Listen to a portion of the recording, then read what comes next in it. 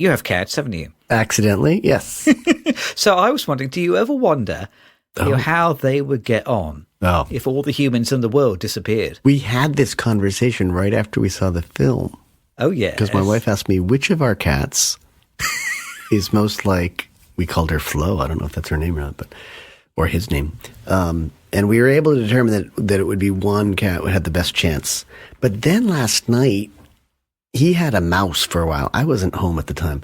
He had a mouse, and then it just disappeared. So somewhere in the house, there's a dead mouse or a certainly a maimed mouse that might still be alive, and on the the maggots are coming, the smell is coming. So we sometimes have mice in this house, and they disappear, but they disappear accompanied by a crunching noise. I mean, the cat just eats them, I think. Yeah. Sometimes you find a tail, or a foot or something like that hanging around. So it's, but the rest of it just disappears. I don't think he ate the whole mouse.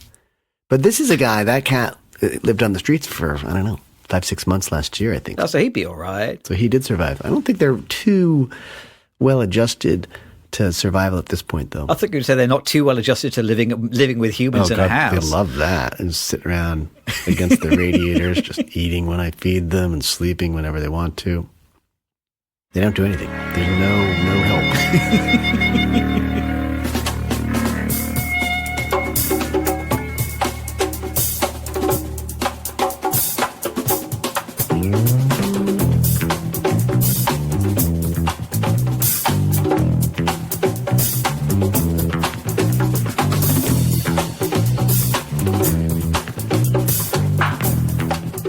Hello and welcome to the Two Real Cinema Club. I'm James Rosica. And I'm Andres Lorente. And at the Two Real Cinema Club, we watch a couple of films, a new one and an old one. We compare them and we wear trousers. And I say that because I know that there are a lot of podcasters who do not wear trousers. So we have a 100% trouser wearing guarantee here. This is starting to sound very slightly sexist here. It is well, no, trousers are for everyone. What I can't say is what I can't say is pants, though. That's the problem, because pants is something different over on the other side of the pond. But no, I'm confident I have a 100% pants record as well. Is that right? Podcast. Yeah, I'm pretty confident. Pants and trousers. I think I've worn pants probably more than I've worn trousers. Oh. Am I giving away too much information? No, these are the important things to know about your podcast. This is the one you're listening to, folks. This week we have we are back to safe ground. We'll be watching animal movies again. Yes. No donkeys, sadly, this week. I know. Even though we are the world's leading donkey film-based podcast. We have seen a lot of animals. In fact, we are sort of in danger of becoming the podcast about films with no dialogue, I think, maybe. Oh. It's been a good year for that, yeah. It has. I think if that's where we end up, we'll be happy. So we have watched two films basically about how much better the animal world would be if there weren't any humans. We have watched Flow, which is a new animated film based in Latvia, and we are comparing it to the 1997 Studio Ghibli classic Princess Mononoke. I have a cat right here who could be a problem, so... Or it could be a problem or could be a guest. To have to turn the negatives into a positive. Yeah, there's a little bit of purring. She could purr. Oh, my goodness. All right. Sorry about that, folks. I'm going to kick this cat out here. So we'll talk about Flow. So Flow, animated film made on a budget of $3.5 million. Oh, money well spent. So it's not much money. Nominated this year for Un Certain Regard at Cannes. We'll find out more about that is it May, April? When's Cannes? May, I think. Directed by Gintz Zibalodis. Gintz Zilbalodis, yeah. Zilbalodis. Oh, man. If I were a more competent podcaster, I would have practiced that before stepping up to the microphone. So he's a Latvian filmmaker. This is his second feature, and I rather enjoyed it. Yeah. Shall I tell you the story of Flow, and we'll have a bit of a chat about what it offers and what it misses. Are you going to talk about the cast, the actors?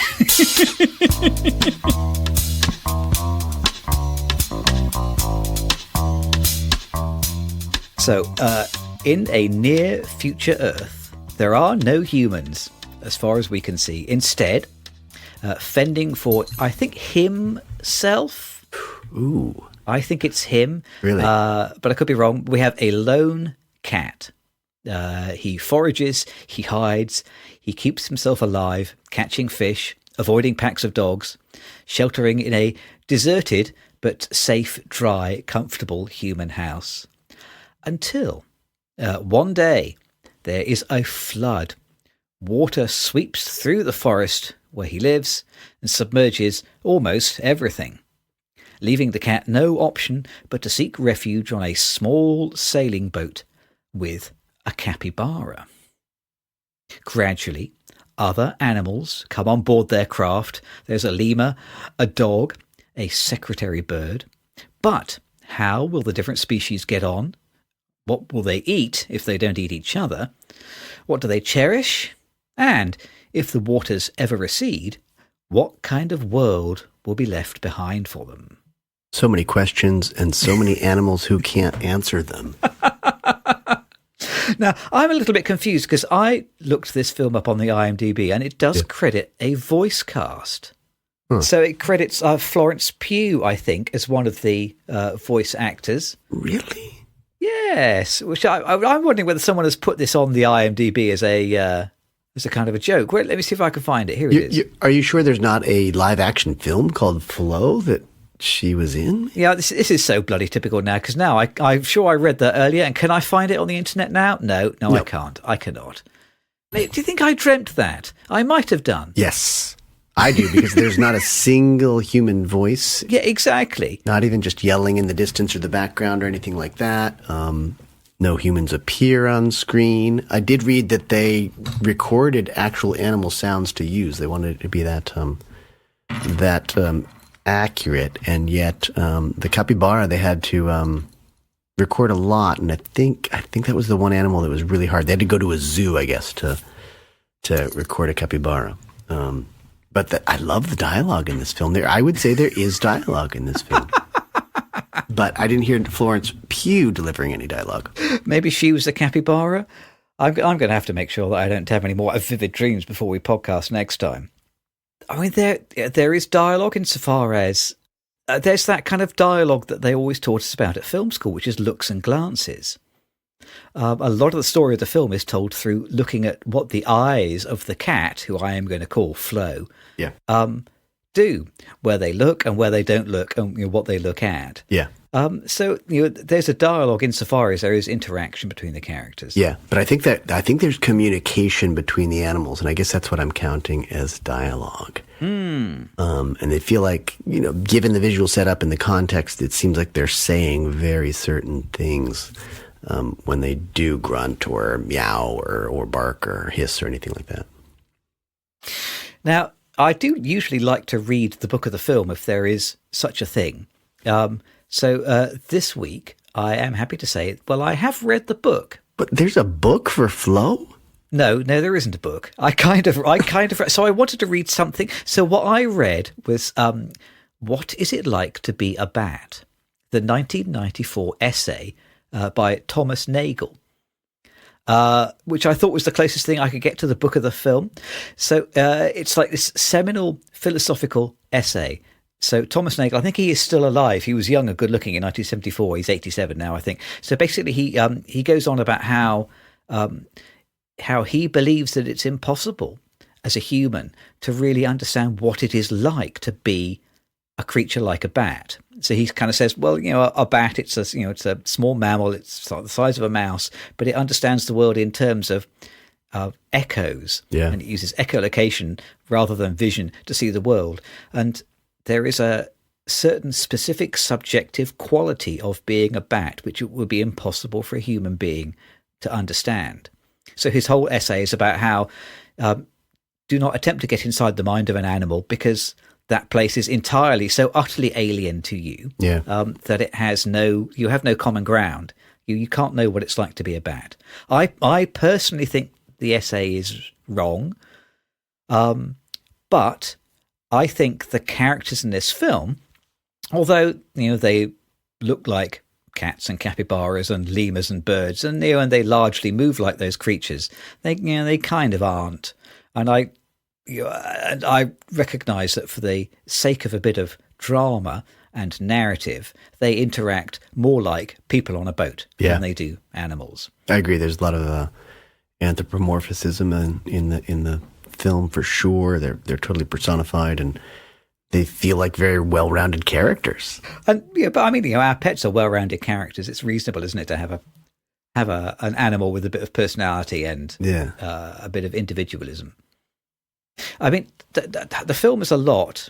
We'll kind of ring the spoiler bell in a minute, but the whole film does feel quite a lot like a sort of a great big metaphor.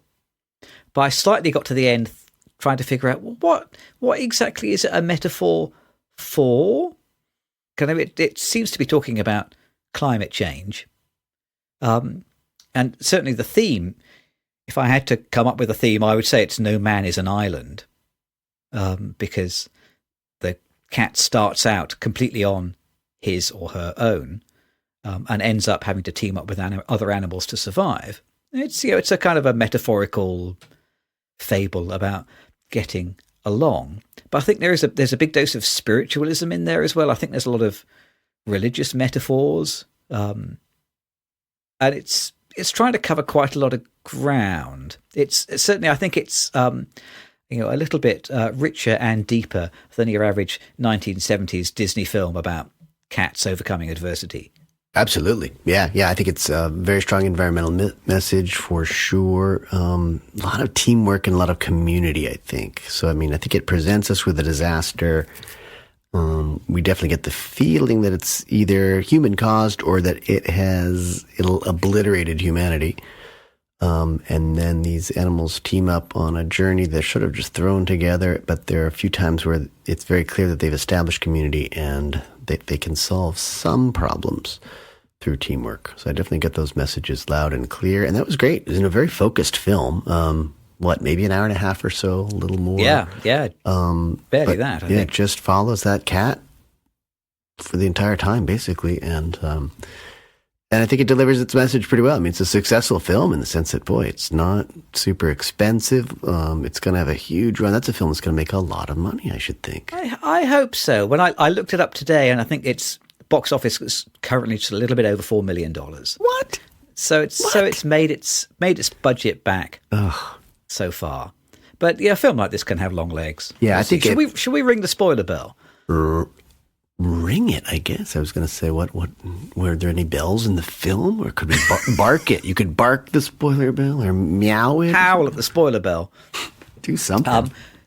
We'll ring the bell somehow. I wish the dog was still in here. She could ring the bell for me. And then we'll spoil this rather charming animated film.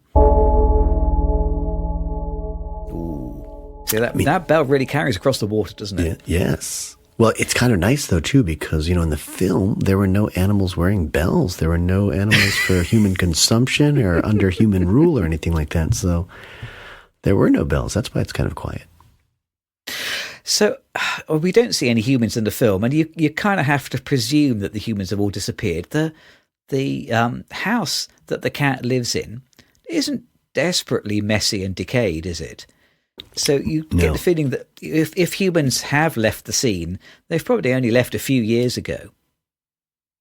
In fact, I wonder whether some of the dogs may possibly have collars on. I can't remember, but is that possible? That is possible.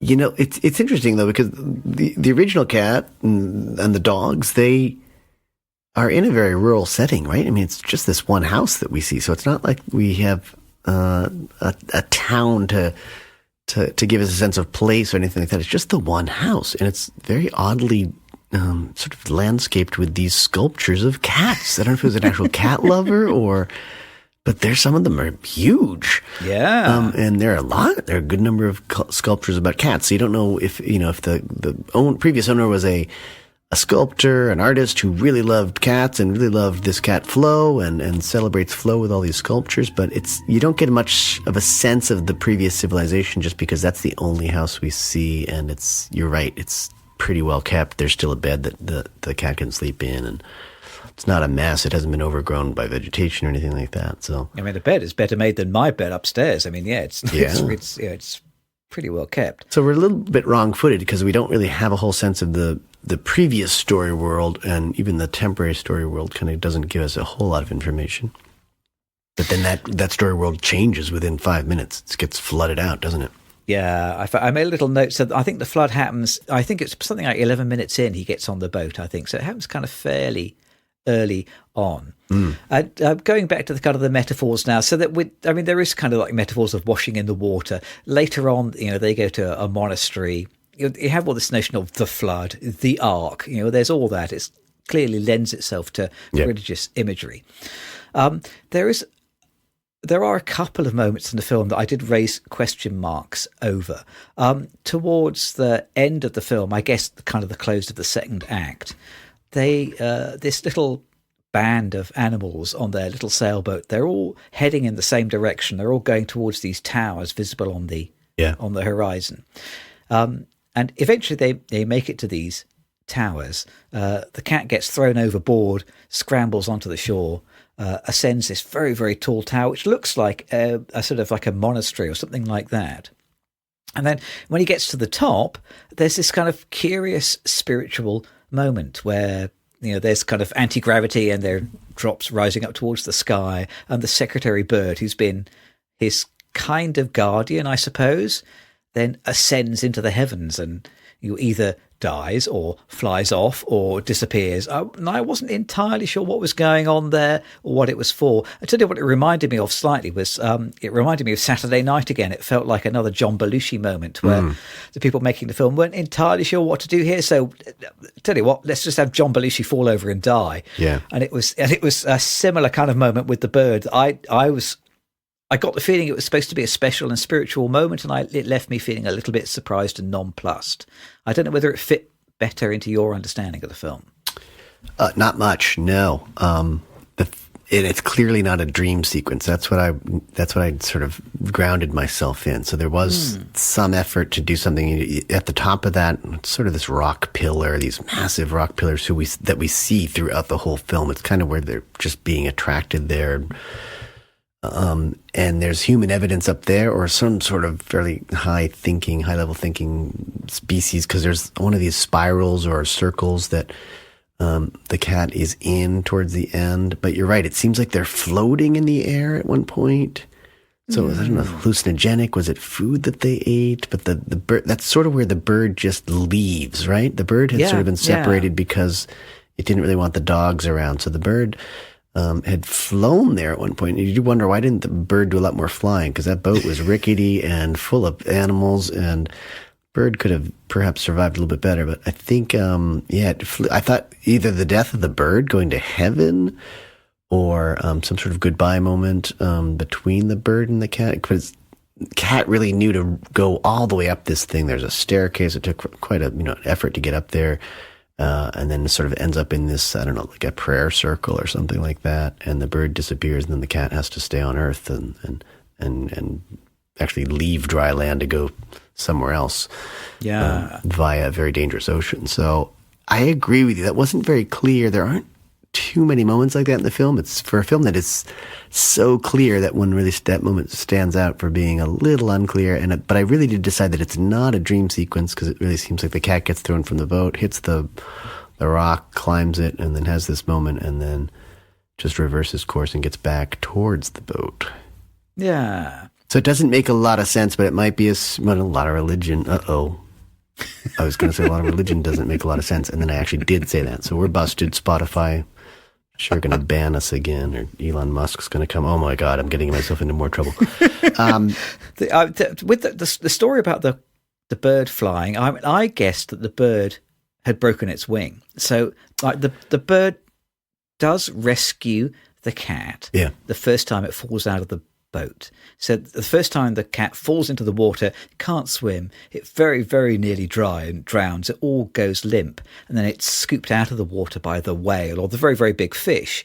Back up to the surface, it rides on the fish for a few seconds, and it's scooped up by the bird. Yeah. And I guessed that the idea at the point when it's scooped up by the bird is that you think, the bird is going to go and feed it to its young. Yeah. But the bird doesn't. I think the bird deliberately drops the cat back into the boat because it knows that's where it belongs. Yeah.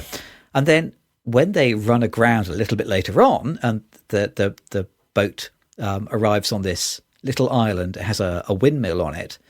Then there's a whole bunch of these secretary birds. There is the secretary bird that saved the cat, and I think it leaves a little fish to feed the cat. It's kind of adopted the cat. It's looking after the cat. And then there is a bigger secretary bird that says, don't do this. And they have a big old fight. And at the end of the fight, the big secretary bird steps on the wing of the little one and breaks it. Yeah. So I'm guessing from the rest of the movie, the bird who is our bird can't fly. Yep. Maybe that bird is slowly dying. Yeah. And goes up to a high building to shuffle off this mortal coil. I'm guessing that's how it works, but I had to figure out quite a bit of that after the fact. It wasn't obvious at the time. Yeah, and the reason I was confused is because all of a sudden this bird is flying, and it couldn't fly before. Ah, right. Sailed the ship really well, but couldn't fly. Yeah. Well, I think to a certain extent there's this idea that... I don't know, the food chain is out of whack, the circle of life is out of whack, everything is just an environmental chaos. And maybe that's why the birds aren't eating the cat or the fish, or they're sharing, or they're just, even the animals are behaving kind of strangely. I mean, they're navigating a boat, so is that out of necessity, or are they kind of suddenly, I don't know, morphing like the dogs of Chernobyl or something like that, where they're gaining skills really quickly? I don't know. But the sequence there, I think, makes things a little confusing because, this is a bird who's been on the boat for a long time, and all of a sudden it flies up to this one little bit of sunlight or something, right? There's light up in the sky there, too. Which, so I felt like that's death, and maybe the cat is going up there to honor his dead friend. Maybe the bird's already dead. The cat just knows to climb the whole thing all the way up to the top, and sure enough, there's bird. Odd moment. The film does have a real dream sequence. So it does set a precedent about dream sequences, doesn't it? There is a little scene where the cat climbs to the top of the mast and dozes off, and it has this kind of strange dream about hundreds of circling moose. I'm guessing, are they moose or are they the deer again? They're these like large elk. Kind of grazing animals. Elk, maybe. There we go, elk. Who are all kind of charging around in a circle with a cat at the centre. Yeah. And I was sort of expecting that to come back, and it never did. And I don't know whether it's just supposed to be confusing and mysterious in the way that the behaviour of real animals is. Yeah. Well, I think, again, very reminiscent of the pilgrimage to Mecca and walking in circles around the shrines. Again, felt like a religious touch for sure. But, the movement, too, because a lot of the elk are kind of the movers of the film in the sense that they're the ones that are always stampeding and really changing things and sort of announcing that the sea level is rising. And, I mean, there's danger in it because they could trample these other animals. The cat almost gets trampled to death in the very few, opening sequence, I guess. So the elk seem to be these movers. So it's really interesting to see them circling around this sort of shrine rock, but who's on the shrine rock? Cat. And that's when Cat wakes up, when she realizes she's the one on the rock. I don't know whether it's that the cat kind of feels that she has some kind of destiny, or I don't know. Yeah. I have a few questions about the ending of this film, but my biggest question is, do any of the questions really matter? In the same way that Thomas Nagel says, you can't get inside the mind of a bat. Yeah. Does it matter that I can't entirely understand every nuance of the story about a cat? Is it okay to watch it entirely externally and to slightly shrug at the mysterious behavior of animals because I know that I can't get in their head? I think it's complicated by the fact that this is a dialogue-free film, so there's no one that ever explains anything to you, and you're missing some of the nuance that might come out of someone even just speaking words, even if they're not necessarily addressing your questions. But I think it's okay to let it go. I think this one, let it flow. Let it flow over you and enjoy it, because I think there's so much to enjoy. Otherwise, you do get wrong fitted a couple times. And I think the only reason I think about the bird thing as being a possible dream sequence was because of the elk circling was a dream sequence. So it feels like it's just sort of keeping you on your toes a little bit. Because there are lots of little weird things that we let go by, like the Bohemian. There are these lemurs on this boat, and they want to join the lemur on Flo's boat. And it gets messy immediately. And for me, that seems like, okay, it's really strange that they're all dressed up with sunglasses and berets or whatever. A little crown, yeah. But I think what the point was is that like cooperation is messy, and it's you're going to see infighting, especially when you have people from different species, or I should say characters from different species, or people from different cultures. So it nails that point really well, but that's another. You could have said, oh, that must be a dream sequence too, or some sort of hallucination, because lemurs don't just hang out on a boat playing bongos and wearing sunglasses or whatever they're doing. So I think it makes its points, and I think I like to just focus on those. I think it's got this sort of residual weirdness that can't be explained, and I'm not going to try too hard to explain it away. I'm just going to enjoy it, I think. It's probably worth having a talk about the art style of the film, because it does look fairly unique. So the film was made in Blender, which is a really old computer animation suite, which is more commonly used for video games, I think. Okay. I have this little theory. I'm quite prepared to be told this is nonsense. I wonder whether this film actually started life either as a game or as a pitch for a game, because it feels so very game-like to me. Just like the style of the movie, the camera movements, the way that the camera kind of pans to reveal story elements, which is like a common little sort of visual motif. The whole thing kind of feels very gamey. There was a Sony game called Stray about a stray cat who then wanders around and solves mysteries from a few years ago. And this film reminds me of that, not just because it's about a cat, but so I think because of the way that the cat moves and the way that it holds your attention. There's a little sequence, right at the beginning of this film where Flo, I guess that's what we'll call him then. I'll buy that. Okay. Has been out in the forest. The opening image of the film is Flo looking at himself reflected in a puddle of water. Yeah. And then he ducks out of the way of a rabbit, ducks out of the way of some dogs, slinks and slides his way back home, and he sort of climbs up some little boxes and some posts to climb into his top story window to get home. And it feels an awful lot like a little platforming section from a video game. Yeah. It feels very, very game-like, and it doesn't necessarily mean that the film was going to be a game and then get diverted into being a feature film, but it borrows that kind of visual grammar. Yeah. And not just because it's using Blender, but because of the way that the camera and the characters move and are used. It just feels kind of game-like. Well, we're not surprising though, because you think about, we've got a generation of filmmakers now who grew up with pretty good quality video games. So I think that is just gonna be something that we see probably more so in animated films than others. But so I'm not surprised. I mean, he's probably a fairly young filmmaker, but I think he definitely set out to make a film, because I think that's what he is. He's made some other films that I haven't seen, but then again, boy, cross marketing. More power to him if he can turn this into a video game. If it's made, it's $4 million. He's already got the assets. He's already got the animations. Yeah. Yep. But there are those. Yeah, there's certainly those moments of the cat jumping up on rocks and roofs in order to get into the house. Yeah.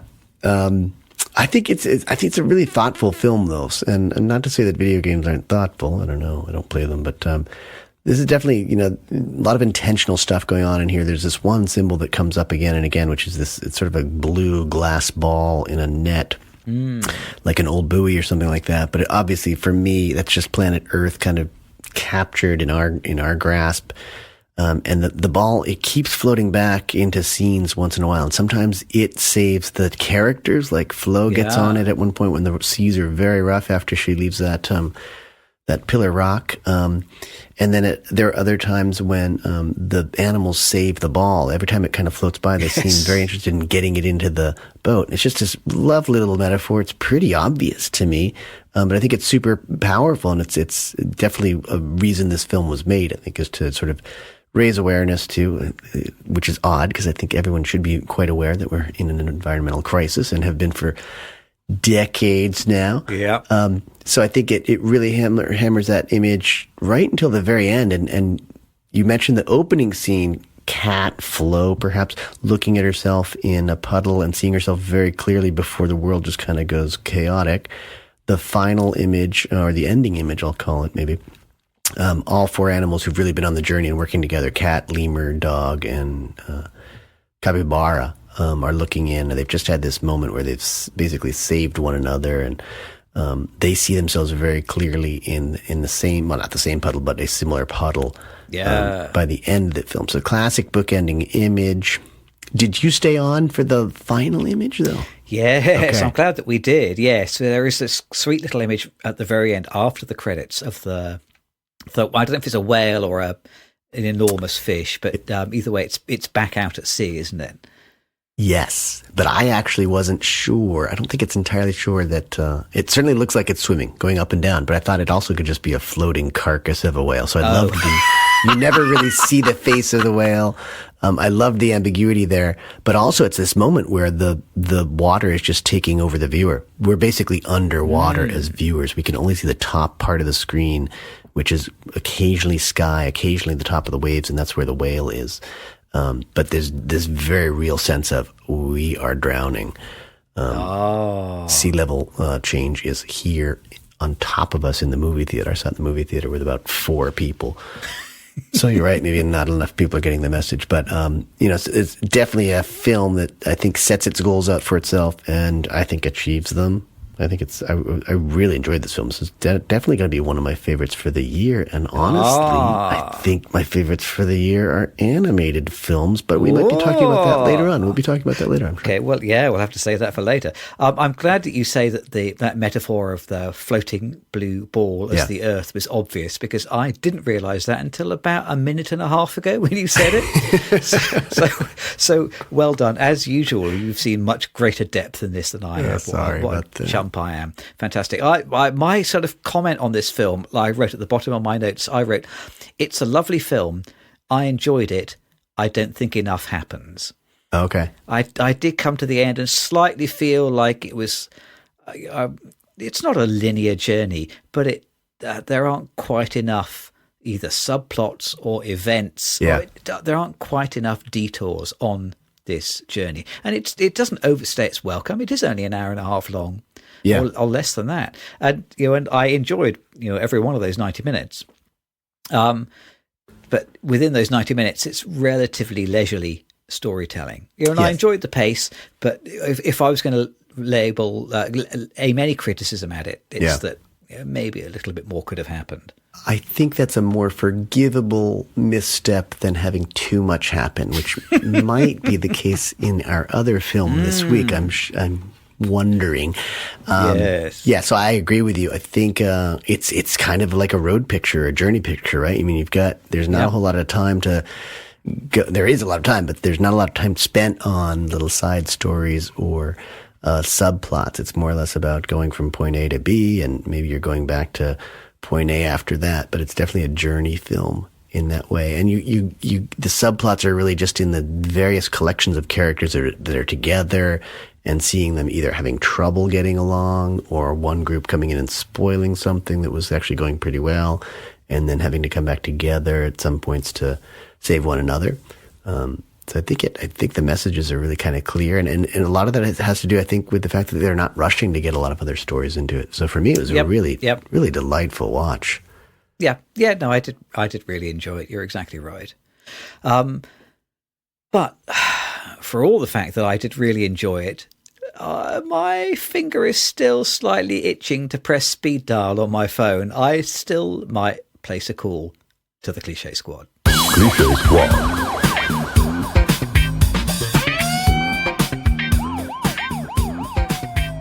I wrote on my police report here. I wrote not too tropey.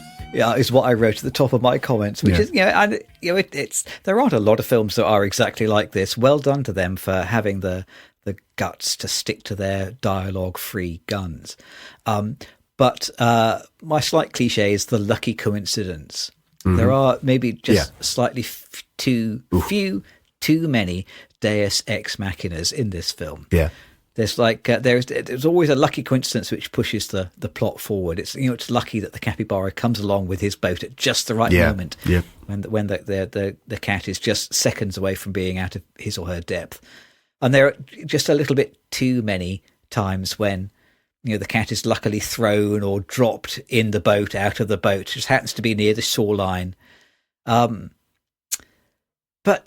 you have to keep moving the story along, and without these lucky coincidences, sometimes maybe you're either stuck with a slightly boring plot when not enough happens, or you've written yourself into a corner. So these are minor offences, and I'm not going to write them up. Yeah, I think for me the irony in that is that on a certain level, the story is really about people having to work together in order to solve this problem.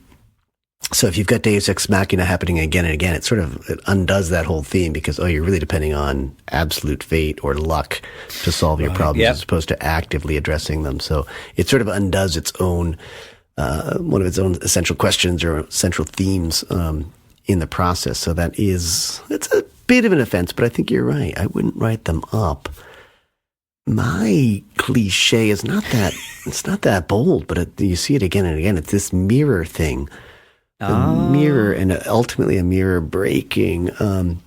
But and again, I think it works in the film because it's all about like the vanity of humanity, or in this case, the vanity of a lemur, or just this obsession with self-reflexivity, which we see so much these days in our attachments to social media and all of our postings and all the pictures we're taking of ourselves. So I liked it as a touch, but it eventually does break. And I don't know that it breaks for like the best of reasons. I think they're fighting with the dogs, and the dogs come in, and this film's sort of bad. It's about a cat, so I guess it's okay that it badmouths the dogs. But the dogs certainly cause a lot of problem, eat fish when they're not supposed to, stealing, and they are sort of disruptors, let's say.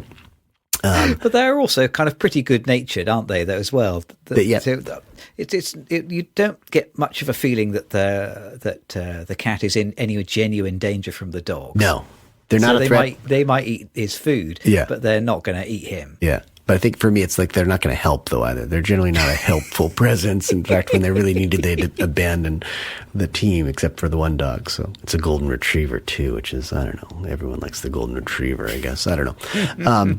But yeah, I mean, so that mirror bit, I think, was the smallest of cliches for me. So again, I think these are minor offenses. I think we can let this film pass.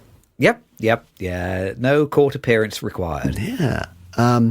I would say, some of the things that really struck me, amazing camera movement, which I know that sounds kind of strange with an animated film, but the way we pass over the images is really super cinematic, and it felt like you're watching something that has just a cameraman doing stuff, or a camera person, I guess.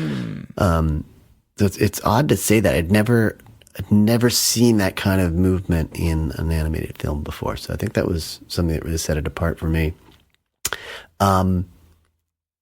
Apocalypse Now. I kept thinking about Apocalypse Now when I was watching this film, which is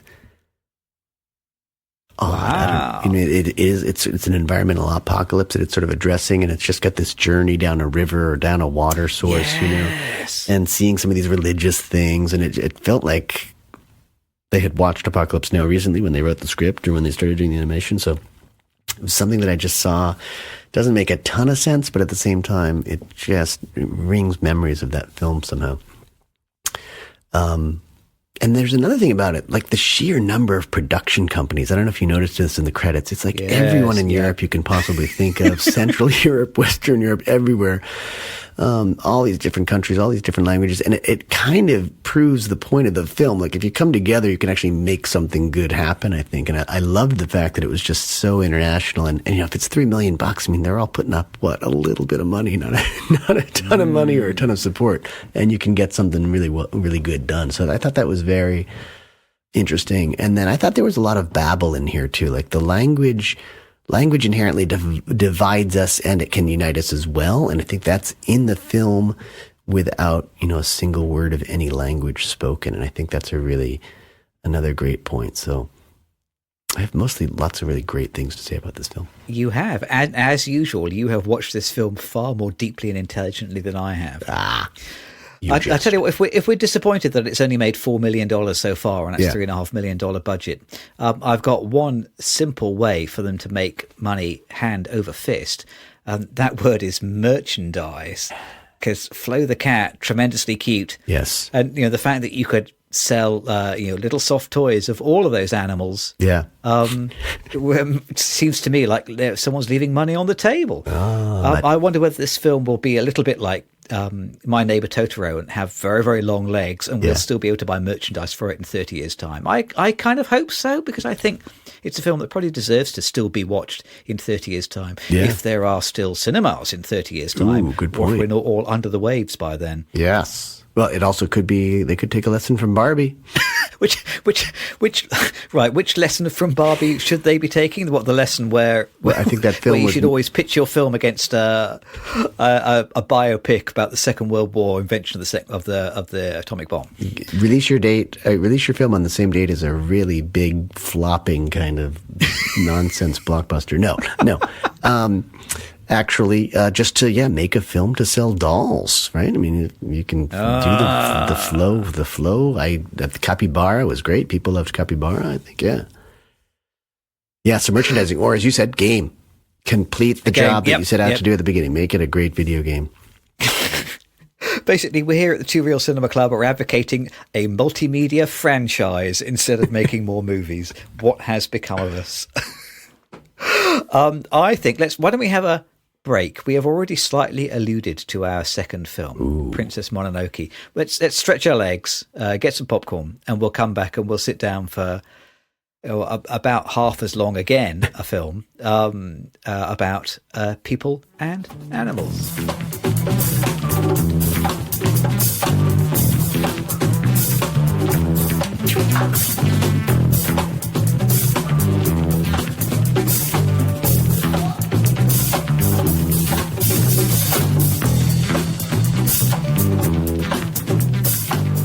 So, folks, I'm about to mar what is likely our most family-friendly episode ever with an update from some of our oldest and dearest friends. And this is more of an anecdote. This is a story. I recently bought some beer at my local convenience store. I guess you would call that an off-license in the UK. Yeah.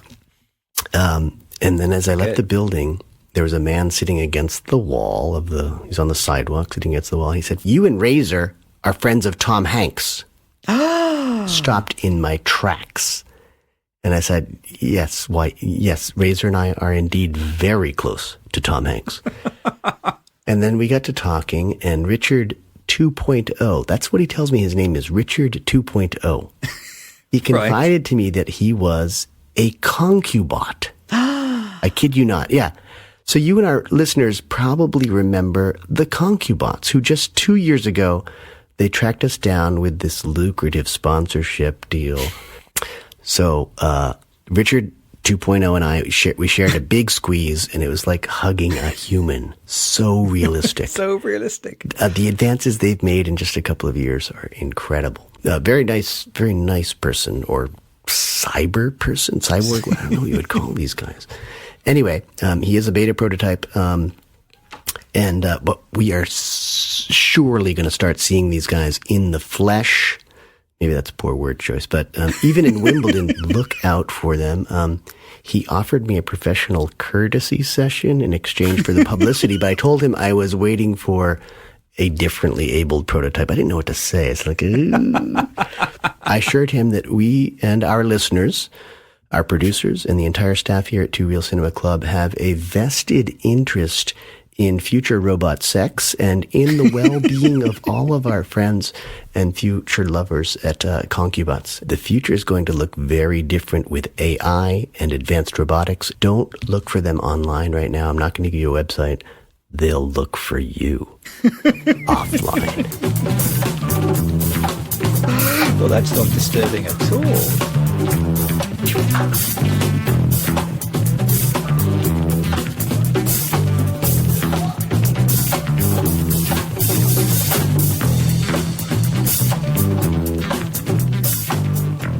From cyber sex, we go to animated violence.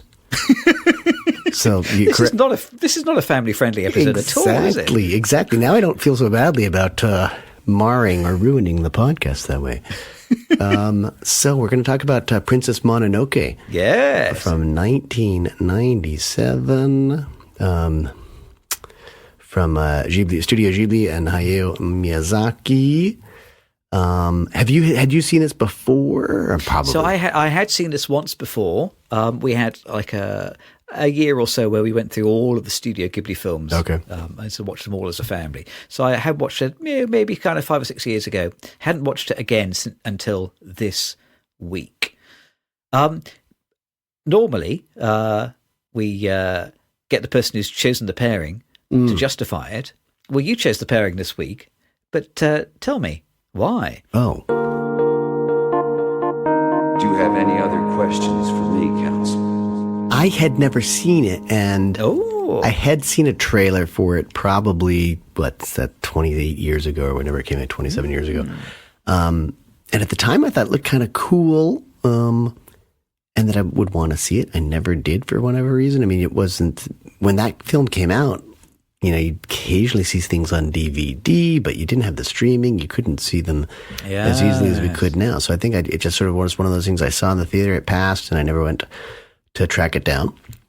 But I had seen a trailer for Flow, and I thought, oh, that must be kind of what Princess Mononoke is like.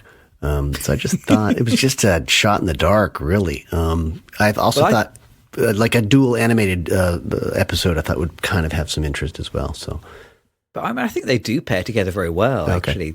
But they are not obvious bed partners.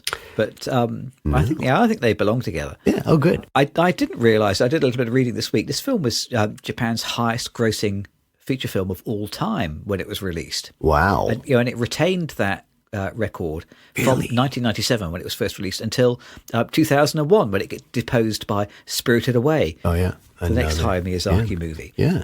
Oh, wow. So, yeah, it was fantastically successful. All of those Kurosawa films didn't, I guess they were not really commercial films, were they? So good. No. And also, I think they weren't aimed at a Japanese domestic audience, those Kurosawa films. That's true, too. Kind of made them with one eye on the Western market. Yeah. Huh. We watched it. As you said, it's 2 hours and 15 minutes, or what did you say, half again as long as... That's Flow, yes. Flow. It's 50% more film. Exactly. So it's interesting. And when you go to the supermarket, you do want 50% more. When you go to the theater, maybe you don't. I don't know. Maybe you don't. I was saying I did a little bit of reading. So I think Hayao Miyazaki first had the idea of making the film in about 1980. Yeah. Couldn't get anybody interested in it. It was originally published as a manga in 1993, which was like a springboard to get the film actually made. Yeah. It's been associated with all sorts of dreadful people, though. So Harvey Weinstein took charge of the US distribution. Apparently, he wanted to cut the film down to 90 minutes. Yeah. And I think Hayao Miyazaki apparently watched his cut and stood up in the Miramax screening room and shouted, "Princess Mononoke, no cut." Nice. So it was originally released, yes, in its full 2 hour, 15-minute version. The English translation, I didn't realize this, was written by Neil Gaiman. Oh, huh. So also somebody else who has been recently Me Too'd or outed. No. So associated with all sorts of dreadful people. So with that happy note in mind, do you want to tell us the story? I will tell you the story, or what I understood of it, and then we'll go into more detail after that. There's a lot of story. So if you do watch the English version, it's Billy Crudup and Minnie Driver and Claire Danes and very obviously Billy Bob Thornton. We decided, we watched this over 2 nights, and they all sounded terrible. So then we went back and watched it very differently the second night because we had a bigger TV. We had just bought a TV in the one day that had passed, and we turned it on to the Japanese, the original Japanese, and then read the subtitles and liked it much more. And I kind of remember that same feeling with the... what is it called? The Boy and the Heron that we watched in the spring. I forget when we watched that. It might have been. Yeah, that was like last Christmas, I think. Was it? It's a while ago, huh? A long time ago, yeah. I had the same feeling. Like Christian Bale did not get that voice for the father right. And it's just, I think we got to learn to read again and read subtitles when we have to, because I think it just honors the original acting so much better. And it feels like these voices were just dropped down from some other planet, and just actors went in and knocked off their job in one day without any interaction with one another, which is the way a lot of these films are dubbed anyway. So it felt much more real in Japanese, and maybe the acting was absolutely dreadful in Japanese too, but I couldn't tell. So I will say that we watched it in Japanese, and I would recommend that. So the synopsis goes a little bit like this.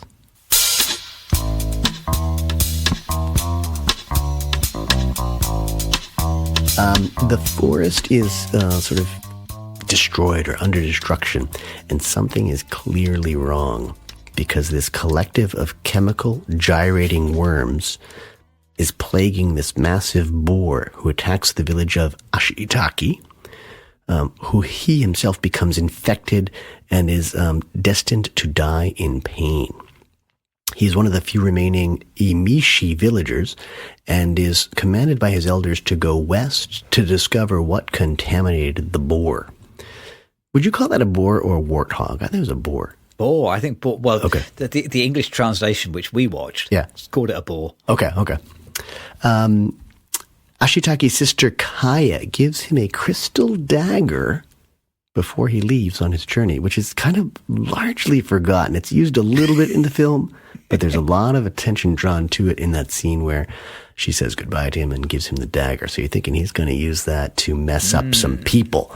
On his journey west, he comes to a town that is, and his infected arm starts staining. It starts to develop these painful lesions, and he fears he's becoming a demon. He gets an ally on the journey, which is the character named, is it Jigo? Jigo, I think. Jigo, and I think that's the Billy Bob Thornton voice. Right, yeah. He fears he's becoming a demon. He starts moving a little bit with Billy Bob Thornton, and then he eventually starts seeing some crazy wood spirits whose heads spin like they're in The Exorcist kind of thing. He enters this magical forest with a big, important deer who by night is a very large reptilian dinosaur who is disturbed by human presence. Lady Eboshi runs a town. This is, I think, the Minnie Driver character, if you listen in English. Right. That had deforested the region in order to mine ore and produce guns. She wants power to rule the region or world, I guess, and she ensures her power by employing former sex workers. Hey, this is not family friendly. But also through forced labor and exploitation of a leper community, which is not very Christian of her either. Jeez. Ashitaki gets sort of overly involved with a number of the characters. There are multiple expositions and some random elements that we'll talk about in more detail. But I guess my question is, will he rein it in? And I just realized when I was writing this, I realized that reign, the verb, directly related to the French word reine, which is queen, or Spanish, reina. Yeah, well, these are words for queen. Huh. Will he rein in Lady Eboshi despite the fact that she sheltered him? Will he find and fall in love with the titular, albeit kind of secondary character, Princess Mononoke, who also goes by San, which confused me for the longest time, and is sometimes a wolf, or at least consorts with wolves, and dons a sort of a headdress that looks like a wolf? Or will he be eaten by tree-planting orangutans who are eager to eat him and possibly gain his human power, if not gain an infection of chemical gyrating worms? So many questions. I have so many questions for you because you're going to have to explain this film to me. Which is funny because there's a lot of explaining. There's like a lot on the nose kind of dialogue because there's so much just outlandish stuff going on that I needed like a second translator. I needed the Japanese to English translator. Then I needed another layer of translation. I wrote as my top note, this is like at the top of all my paragraphs of thoughts about this film, is this film has too much in it. Because it kind of does. Even at 2 hours 15, it feels utterly crammed. So many plot strands. Yeah. This is the sort of film which would be better served as a mini-series, really. Probably.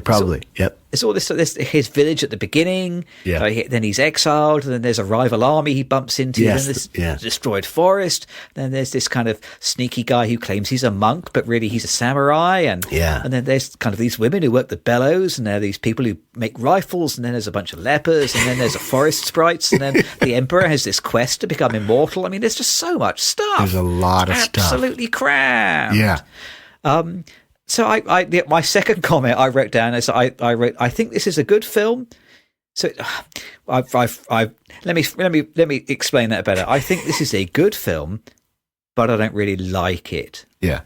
And I came away kind of feeling like, there's so much stuff here, but no one that I particularly warmed to or wanted to watch. I would say, I would go a little bit farther. I'd say, I don't think it's a pretty good film, and I didn't like it. So I'll go you one further, I guess. You're always one-upping me, Yeah, I think there was and you say that right after having said that there wasn't enough in flow. And I sort of alluded to this in the first part of the podcast, that I just think there's just too much. And I think it's a greater sin to have too much going on where you've confused your viewer and your audience than to have a unmanageable amount that is always clear to an audience. So I think that's the biggest problem. And the length is obviously a problem too, I think, because it's the very length that allows him to do too much, probably. So yeah, you can pare it down to an hour and 30 to an hour and 45. You might have a better film, but I'm not even sure what I would edit to do that. Like, there are just a lot of characters that really aren't really necessary, and I get confused by the title of the film being Princess Mononoke when she's not really she's not a main character. So I can only assume that Harvey Weinstein, when he cut the film down, just removed Mononoke completely, because she kind of doesn't have a very big role to play in the film. Yeah, I had to look it up, but Mononoke apparently is a vengeful spirit. Oh. So her real name is San, but she just gets dubbed as the Princess Vengeful Spirit by the other characters in the movie. All right. It's funny that, she is the love interest in this film. I watched it with Alice, who pointed out at the end of the film that it seems so weird because Ashley Tucker is like about 16 and San is about 12. And she was saying it seems like a really weird kind of love story. And basically, he spots her sucking the blood out of a giant wolf across a river and falls in love. Yeah. Which is, that's like, that's as meet cutes go. That's a difficult one for me to really empathize with. I don't know. And the whole film is pretty violent and cold, isn't it? Yeah. Oh, boy. Apart from, I think the warmest characters in the film are the women of Irontown. These women who were sex workers, and now they man the bellows in the forge. Yeah, it's a forge. They're responsible for kind of smelting the iron, and they are all sort of warm and funny and clever and enjoyable. And I would quite happily have seen a 2-hour film about them and their adventures, but they don't get as much screen time as they probably deserve. I thought they were by far the most watchable characters. Yeah, they're fun. They are the fun characters, the comic relief, but they're also the strength too in terms of defending the village when it comes under attack. But there are just so many characters that their emphasis isn't as strong as a result. I got lost. I got lost in this film again and again, and I was hoping to rein it in, as I said, and and that's even a different kind of rain, isn't it? That's rein it in as R-E-I-N. Oh my goodness, Grace. We're such linguists here at Too Real. I think people who like the film praise it for its moral ambiguity. Oh, that certainly is the case, isn't it? Because are the heroes particularly heroic? Ashley Tucker, I don't feel tremendously sympathetic about. He's extremely violent. Yeah. He's kind of this anime version of the Winter Soldier insofar as he has a bionic arm, doesn't he? He has this one arm which is infected by the demon. Yep. And that arm has kind of super strength. Whenever he shoots an arrow with that arm, it takes somebody's head off in explicit close-up detail. Yeah. And he doesn't seem particularly upset that he's murdering people left, right and centre as well. His response is broadly disproportionate and he doesn't seem to mind. There is a sort of a prominent feminist angle to this film, I suppose. Yeah. Insofar as Iron Town Yep. is run by a woman, and the women who work there are very open about formerly being sex workers, and they own that. And Lady Eboshi, isn't it, who's leader? She is complex and tough, and she's sort of built up to be a villain because she's the one who's cutting down and burning the forest, and she's the one who's responsible for the bullet that turned the boar crazy, which was the original inciting incident for the whole movie. But at the same time, she is taking in society's unwanted. She is rescuing women from the brothels. She is giving jobs to the people who are the lepers. Yeah. She seems like a popular and good leader. It's difficult to dislike her too much. So it's complex, isn't it? The characters aren't straightforward, and I think that's the thing that people enjoy about it. I'm not sure that I came away feeling that was enough for me, though. No, I agree with you there. I think she's also really hell-bent on creating weapons, creating guns, and just going to war. So there's a lot of ambiguity there. I think a lot of moral questions arising, and for her and for everyone, really. They're also as humans, they don't realize that the deer god makes life bloom. Like, the deer god has created this fantastic world, and everywhere the deer god steps, it seems like flowers bloom instantly, and life emerges. And they don't see that at all. And in fact, they want to cut the head off of the deer god for whatever reason. And then it becomes sort of Nightwalker's head, I guess. I got a lot of confusion also about deer god and Nightwalker being the same sort of spirit. But yeah, for some reason they wanted the power of the head. And this is a gory film. It really is quite a gory film. It is, yeah. Yeah. So, I think there are no really good guys. I mean, there are a lot of bad guys, I guess. But I would say that there's a lot more bad in people than there is good in the characters. Yeah, it's probably true. I think I'm guessing I was supposed to come away thinking that the most uncomplicated good character is San herself, Princess Mononoke. Mm-hmm. She at least has a very strong idea of right and wrong, doesn't she? And she wants to save the forest, but she's still a little bit difficult to like, I think.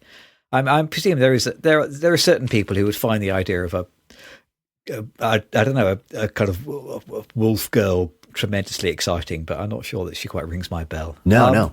As I said, I struggle to even say she's a secondary character. She's pretty low down on the list of protagonists or characters, maybe tertiary, in fact. I mean, her story's kind of buried, and I think the wolves one of the wolves was her mother or father too. I mean, well, certainly in the English dub, they do. One of the wolves explains her backstory and says that that her parents were kind of came across the wolves in the forest and threw the baby to the ground in their haste to run away. So the wolf then kept the baby and raised it as a wolf. Okay. So it's got that kind of Romulus and Remus sort of feel about it, hasn't it? It's taking from that story.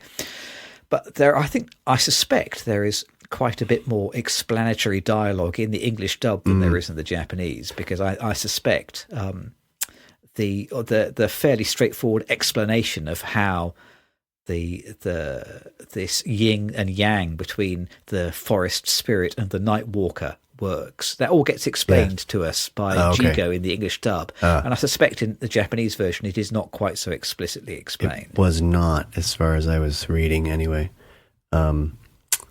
I think one of my favorite characters I should mention, because I did have one character I liked, which was Yakul, which is Ashitaka's a yak, I guess, right? Magical yak. Yeah, the yak was cool, actually. Yes, he was cool, calm, brave, but not violent. It was basically the best character in the movie for me. It's probably the most sensible character as well. Yes. And go ahead. I was just going to say that one of my other complaints about the film, and I didn't have a terrible time, but my other complaint was there's just too little humour. Often in these Studio Ghibli films, there is a very strong vein of humour, whereas Mononoke, it is a pretty dour film. Yeah. I watched it with Alice, and then Edward came and watched the second half with us after he came back from seeing some friends. Yeah. And there is just one funny moment in the film. Towards the end, there's been a big battle, and Ashitaka comes in to speak to the men who have survived this kind of big battle between the samurai and the boar. And one of the rival factions has sent some men on horseback after him. And so he fires his super arm bow at one of the horsemen and slices his head off immediately. And the other horseman who's riding after him just immediately then turns around and rides away. Yeah. And that's the one joke in the film. And it did make all three of us laugh on the sofa. Yes. So, the one joke is a hit, but I felt like there could be a little bit more lightness in there. Yeah, there's not much lightness. And then I think there's a late theme stated. I forget who says it. It might be Lady Eboshi. The thirst to possess heaven and earth makes us human. Which again, kind of a dour theme. It's a really sad theme. So I wouldn't say that this is like an overtly environmental film in the way that Flow could be. But that's how from that trailer I saw 27, 30 years ago, whatever it was, that's what I thought it was. I thought it was going to be, because that was like sort of the height of the environmental movement. It came at a time when I think people were really coming to their senses, and we thought there was going to be a plan to, is particularly deforestation. I mean, this is a very timely film in that sense. A lot of deforestation came into the public consciousness in the early 90s, I would say. So I thought it was going to be more overtly environmental in its themes, and it's there, but it's not really clearly there. And I guess you've been talking about ambiguity a lot, and I think that's probably true. It's like if you want to have metal and guns and things, you got to take out some trees to do the mining and get the iron ore or whatnot. So there's these balances of destruction and creation that are sort of an issue here, but I thought there'd be more attention on the destruction, and I thought there'd be a bit more sensibility. The humans don't seem to be very sensitive to this beautiful forest that they're living on, which is, the land of the deer god, and it seems awesome. I would be hanging out there all the time, and yet Eboshi wants to go in there and wipe it out and kill the deer god, so... They like their guns, don't they? I guess so. Those lepers are happy to polish the iron and fire it, too. It's a pretty dour ending, considering that I think it's presented as a they save the day kind of ending. My understanding of the ending is that there's this kind of third act, isn't there? Jiho manages to slice off the head of the spirit of the forest. Yeah. They take the head, they put it in this kind of metal octagon. Yeah. And then the Nightwalker basically is going to kill everybody that it touches until it finds the head. And there's this big kind of fight and lots of narrow misses. And in the end, they manage to give the head back to the Nightwalker. But I think the Nightwalker still dies, I think. So I think it gets its head back, but then it evaporates. Yes. And the spirit of the forest has been killed. Yes, but doesn't that somehow trigger rejuvenation? Maybe. Like there's life that comes from the death. But then the note they end on is Lady Eboshi saying, "Yep, well, we'll rebuild Irontown. Yeah, let's cut down some more trees." It's like nothing has been learned. It's more lesson learned. Here's here are a few ups and downs, but that's the cost of doing business. Yeah. Yep. I agree with you. I think we haven't talked about this too much, but mumbo jumbo. There's like mumbo jumbo galore in this film, and I think that really makes it very hard to connect to it. And, if it does have themes of redemption and very clear morals that we take away from it, you could excuse some of the mumbo jumbo, but there's just all this sort of crazy stuff that's unexplained and it doesn't need to be explained. And things happen just because he's an animator and he wants to make things happen. And I think for me, it just comes down to decent narrator or decent animator. I mean, obviously not a very good storyteller because he can't just pull out the mumbo jumbo and tell a clear story. It's more like he operates under these rules of I can do whatever I want. So if it's really weird and I like the idea of animating it, I'm going to make it happen, even if it doesn't make sense. And I think maybe what you're overlooking there is that, well, you're making your story much harder to digest and making it much less clear by just putting thing after thing in there. There's some cool stuff in there. Those little wood spirits, they're kind of cool. Yeah, but they don't do a whole lot. And then the orangutans, I don't know what those guys were, but they were cool to me. I mean, it was very interesting because they were tree planters, but there was also something very, very primitive about them.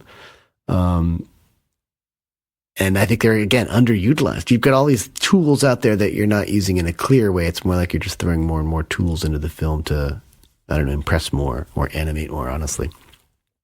I mean, it sort of reminds me of that Thomas Nagel essay again, insofar as I'm not asking what is it like to be a bat, but I am recognizing that I don't understand what it's like to be a kind of a tree spirit. Or they call something like komokos, something like that. Okay. These cute little sort of tree ghosts whose heads click, and I don't understand what it's like to be the night walker, and I never will, because that's so utterly alien and weird. That I would be a fool to expect to see the world through its eyes. Maybe that's kind of part of the theme of the film. That's what its ambiguity is about. It's saying the world is stranger than you can imagine. There's all this kind of weird stuff. The best you can do is hope to observe it. Don't try to understand. I mean, that ambiguity comes through just with the way that the spirit of the forest works, isn't it? Because it does make new life sprout everywhere where it treads, but the new life dies at the same time, doesn't it? That it gives and it takes life sort of simultaneously. It's part of that kind of circle of life, isn't it? It's not just rejuvenation and rebirth. It is also death and decay at the same time. I don't know. I have to hand it to him for sticking to his guns. It does look a lot like a film which was 14 years in development, doesn't it? And during those 14 years, you just continue to have more and more ideas, and it becomes denser and denser and denser, and you end up with something which is tremendously rich, like the soil of the forest, but so rich that it's very difficult to till and kind of get the harvest out of. That's a very extended metaphor, which doesn't quite make any sense. I was just going to say, look at you working the metaphors. It kind of ran out of steam at the end, though. But you made a very good effort there. Good effort. That's what it's all about. I tell you, speaking of effort, I mean, it is. I'll give the film this. It's beautifully animated. It is a beautifully animated, largely hand animated film. I think there are some little bits of computer animation. I think the writhing worms in the kind of the demon were contributed by a computer, but largely it's hand animated. I did read that supposedly Hayao Miyazaki himself, he either hand drew or he contributed to 80,000 separate frames of animation for this film. So guy's pencil was working hard. Wow. So, you do understand why he's credited as a real animating auteur. He has a very, very close personal control of pretty much every frame of the film. And I'm sure this is the story that he wanted to tell and the way that he wanted to tell it. It's just maybe not the story that we wanted to hear and see. I think he is listed as the sole writer as well today. He is, yes. So I think maybe a little collaboration might have changed the film a little bit. Interesting. Yes. Learn a lesson from Flow, isn't it? Stronger together, isn't it? No man is an island. Yep. Collaboration is the key. Teamwork makes the dream works. Oh, DreamWorks. That's an animation company, isn't it? Well, these two films, different though they are, have a lot of common strands. I reckon. We'll try and draw them together. But before we do, as usual, I'm going to force you at arrow point to play my favorite game. Let's play Who Am I? Who am I? Are you using one of those Ashitaka arrows that's just going to blow my head away in one quick slice? To sever all of your limbs at the same time. No, thanks. Yeah, there's a lot of blood. There's a lot of viscera in this film. There is, isn't there? There's quite a lot of anatomical detail, yes. I feel less and less guilty about the public service announcement in the middle of the podcast. This is a pretty adult podcast. This is a very adult one. Who are you? Did you ask me? No, I'm asking you. Who are you? Well, seeing as you ask, funny you should ask. I wish I could come to the end of these two films and think, well, you know who I am. I am like that kind and wise old bird guiding the other animals through the waters. But I'm not. I'm not at all. If I'm anybody in this week's films, I'm probably that idiotic lemur who is obsessed with looking after all his shiny stuff. So obsessed with his shiny stuff that he doesn't notice that the world around him is ending. Yeah. I think that's probably me, sadly. It's a wake-up call if ever there was one. Who are you this week? Well, I would say your shiny stuff is books and reading them before the podcast. I do like and the being well books. prepared. Yeah. So I don't think you have to feel guilty about your shiny stuff. I'm Capybara. Nice. I'm not a very good sailor, but I'm a very good napper.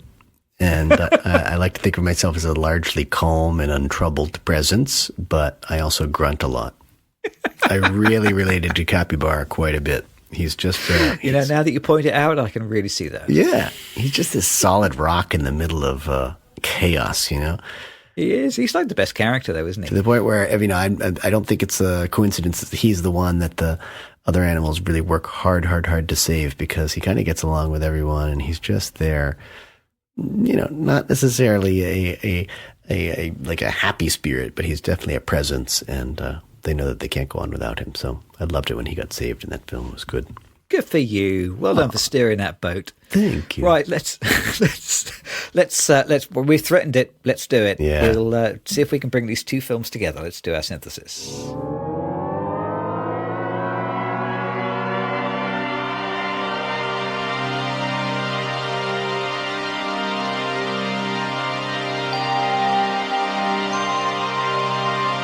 So I've written here, top of my paragraph, these two films are both, in one way or another, kind of about human stewardship of the earth, of the natural world. Yep. And in Flow, the humans aren't there, but we can only assume that we are probably responsible for the havoc that the animals have to live through. Yeah. And in Princess Mononoke, clearly we humans are the ones who are cutting down the forest to make all these metal devices. We are the ones killing the spirits that give life and take life. So they both kind of explore that idea at the same time. But as we said before, I think maybe Flow has a little bit too little in it, and Mononoke has rather too much. Yes, and I would probably emphasize the differences more than the similarities. And picking up right where you left off, I think as a result, Flow is very, very clear. I think, we had those couple moments that we were a little unsure about, but, we're letting them pass or just letting them wash over us. Whereas I felt like Mononoke is just convoluted ultimately. There's a story in there, but it felt like it was never quite finished, never quite focused. And there's that metaphor of killing your darlings, which does not. He kills a lot of the other stuff in that film. There's a lot of killing, but he doesn't kill his own darlings in the writing of it. I think they're so different in storytelling. I think they are, again, just keeping it simple on one side and not so simple on the other side. They're very different in animation. They're both beautiful films, but they're so different in so many ways. I'll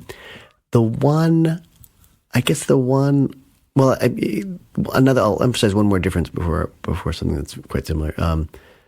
There's sort of this trite, almost convenient ending in Mononoke, because I just don't think he was able to sort of bring all those strands together or pull all the strands apart. But there's a much more somber, and it's a realistic ending in Flow, and I kind of liked that. And that leads me to my last point, which is, I think, true in both films. It's that some creatures may not survive environmental catastrophe. Some may thrive, like those fish in Flow.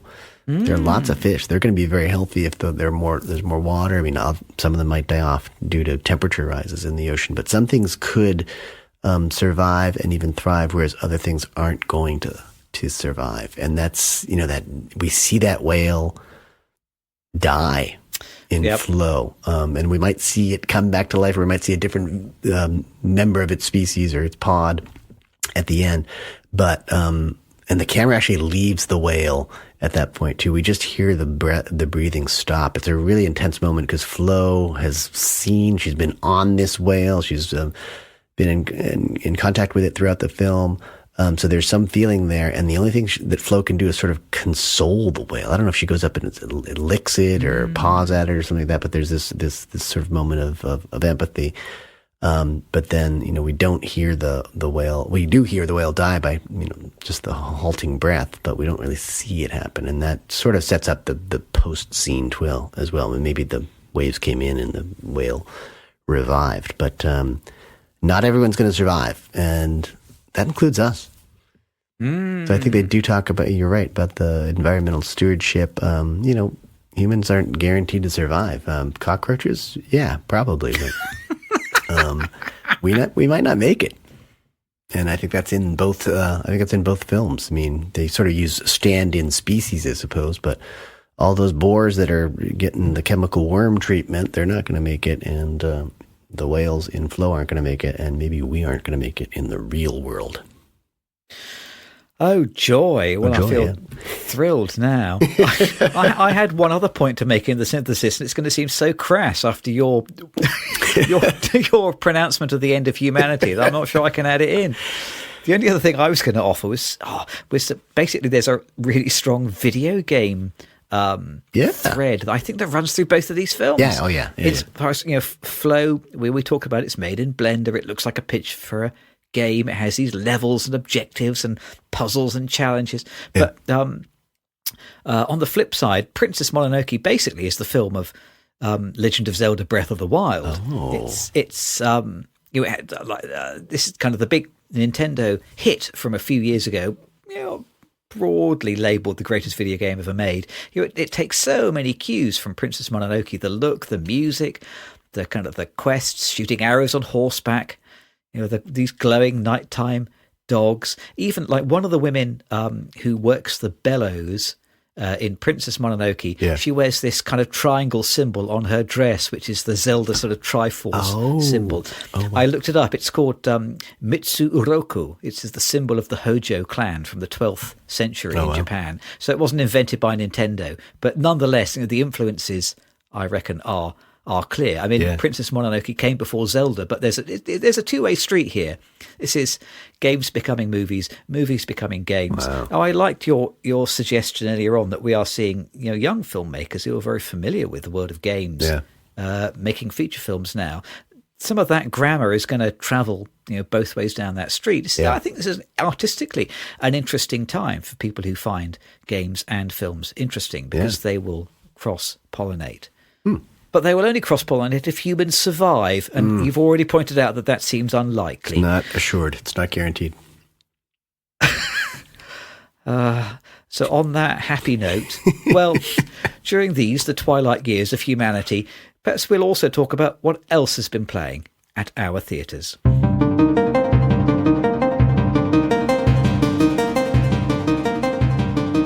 Theaters? What theaters? They too are going the way of extinction. That thing that's under the water, you mean? Yeah. So did you get to see anything else this week? I did. Boy, was I lucky. I think of myself as being very lucky. It's funny because I saw Flow on basically opening night. Right. I think we were at 7 p.m. I think there were 5 of us in the theater.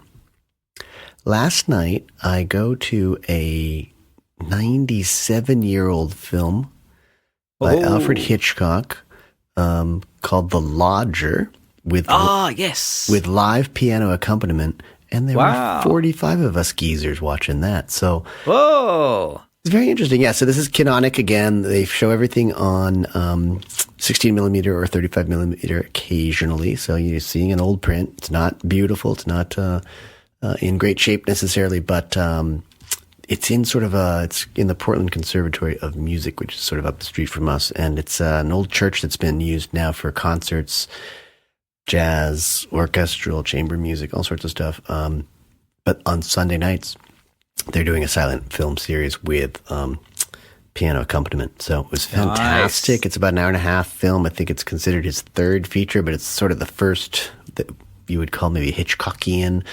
Right. And I wrote a play called The Lodger, so I liked the title a lot. And it's the one connection to my play is The Lodger is about this character who seems obsessed with curly blonde-haired women, and he's killing them. There's a pretty deadly film as well. But in my play, so in his room where he's lodging, the family has all these paintings of blonde, curly-haired women, and he insists on turning them all around. And you saw my room in Notting Hill.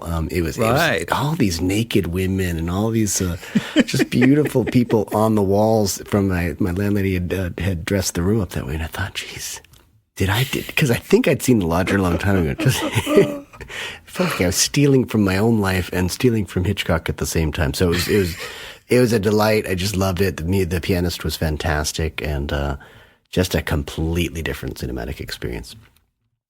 Now, that is the way to get people into cinemas, isn't it? Offer live music. Yeah. Now you're talking. Yeah. It worked. Yeah. How about yourself? What did you see? Well, this week I also watched Away. Which is Gintz Zilbalodis' first film from 2019. So I sat and watched that on the afternoon on my own. Yeah. So this is also an animated film. Also, I reckon, probably made in Blender. It has a lot in common with Flow. The basic story is that it's a boy. There is no dialogue. Once again, there's a boy. He lands on a parachute on a mysterious island. His only company is like this little bird, and he has to escape from a ghostly giant, which is pursuing him. But the giant only walks at walking pace. Whereas the boy, he finds a motorbike and a map. And so he has to try and escape from the giant and find his way back to civilization. It's cute. It's fun. It kind of reminds me of Flow, probably a little bit less sophisticated. It is also very video gamey. There are chapters with chapter headings, which for all the world may as well be levels. Towards the beginning of the movie, he finds this kind of sanctuary, which is this place that the giant can't enter, and he has like a little sort of a rest there, and he finds a backpack which is full of the things that he will need on his quest. I mean, it feels very, very like a video game. It's cute. It features a lot of cats and animals walking in circles. It features an ocean. I mean, it's got a lot of the same kind of little motifs. It's simpler than Flow, but in a similar vein, almost like a little rehearsal for the later film. And that's a feature. Worth watching. It's a feature length. And that's a feature. Okay. It's an hour and a quarter. Get that. That's a lovely length for a feature film. I think the critics complained that a little bit too little happened in Away as well, and maybe they are right.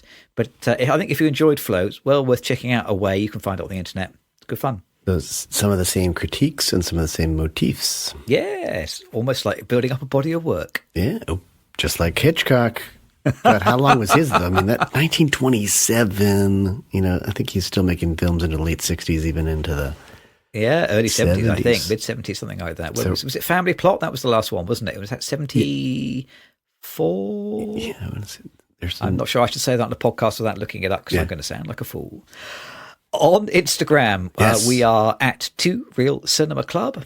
Read the blog at tworealcinemaclub.com. Comment on our YouTube channel or email us. We like our emails. There's some interesting emails lately, actually. We have had some good. At 2realcinemaclub@gmail.com. Next time, we are going to be watching Anora, which is, I think it's Sean Baker's new film. Is that correct?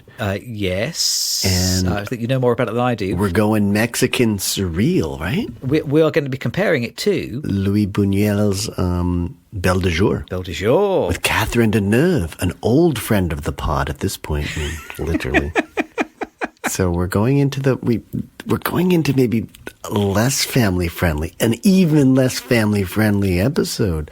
So we had a whole team of sex workers in this week's film. We did. So why not extend the theme? Absolutely. Dear listener, if you want us to bring back the donkeys, please send us an email saying bring back the donkeys. So more sex work. We'll offer the popcorn counter next week, and then back in 2 weeks' time. Join us then. Thanks for joining us as always. We'll see you next time. Goodbye, everyone.